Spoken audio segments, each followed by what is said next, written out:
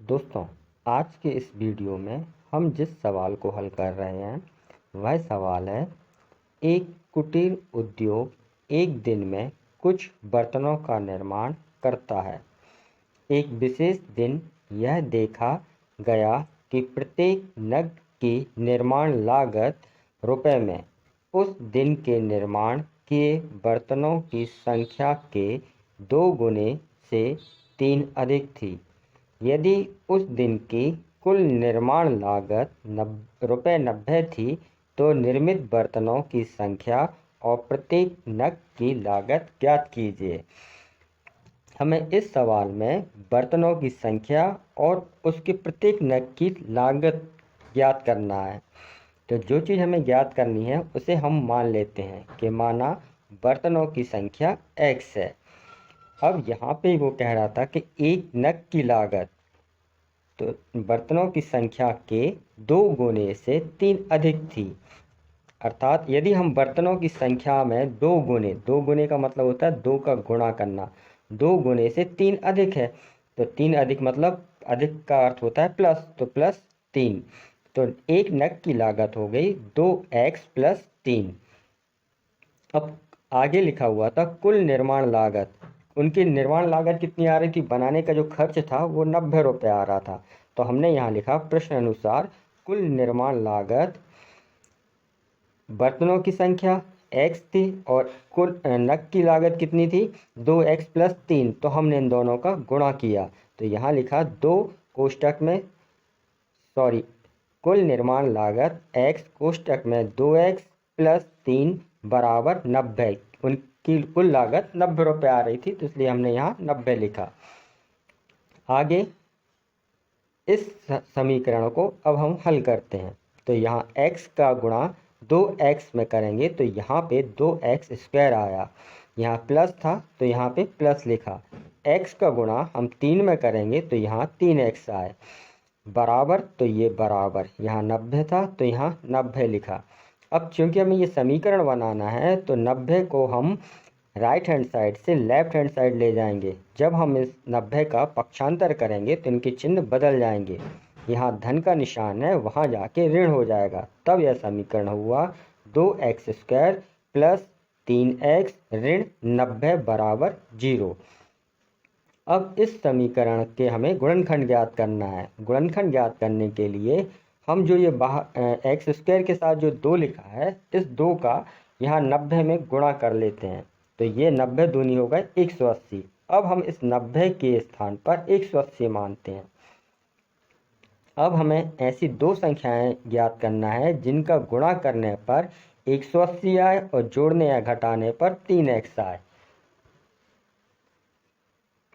तो ऐसी 2 संख्याएं हैं 15 और 12। यदि आप 15 और 12 का गुणा करें तो 180 आएगा और जोड़ने या घटाने पर 3 आ जाएगा। तो हमने यहाँ 3x की जगह 15x ऋण 12x लिखा। तब यह समीकरण हुआ 2x² + 15x ऋण 12x ऋण 90 बराबर 0। आगे की इन दोनों संख्याओं में से सिर्फ हम x कॉमन ले सकते हैं और अंक तो कोई कॉमन नहीं आ रहा, तो हम x को कॉमन लेंगे। तब यहाँ पे बचा 2x, ये प्लस है तो प्लस, और ये 15x में से x बाहर आ गए, तब ये बचा आपका 15। इसी प्रकार इन दोनों संख्याओं में से ऋण दोनों में है तो हमने ऋण कॉमन ले लिया। 12 को हम लिख सकते हैं 6 × 2, और ऐसे 90 को हम लिख सकते हैं 15 × 6। दोनों में 6 कॉमन है, इसलिए हमने यहाँ 6 कॉमन ले लिया। अब 12x में से 6 बाहर चला गया तो यहाँ पे 2x बचेंगे। ऋण बाहर चले गए थे इसलिए यह धनात्मक रहेंगे। यहाँ 90 के आगे भी ऋण था, वो कॉमन ले लिया अपन ने, तो 90 के स्थान ऋण के स्थान पर अब यहाँ प्लस का सिंबल रहेगा।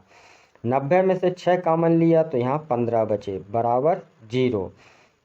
ये दोनों ब्रैकेट 2x धन 15 और अगले ब्रैकेट में 2x धन 15, क्योंकि ये दोनों ब्रैकेट एक समान है इसलिए हमने ये एक ब्रैकेट लिखा 2x धन 15।